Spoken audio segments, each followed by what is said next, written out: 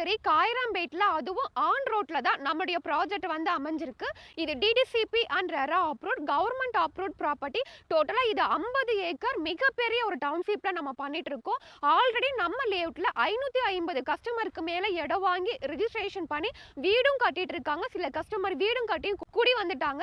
நம்ம லேஅவுட்ல ஒரு பிளாட் அப்ராக்சிமேட்டா 13 லட்ச ரூபாய்க்கு நம்ம கொடுத்துட்டு இருக்கோம். உங்க கையில முன் பணமா வெறும் 2 to 3 லட்ச ரூபாய் இருந்தா போதும்.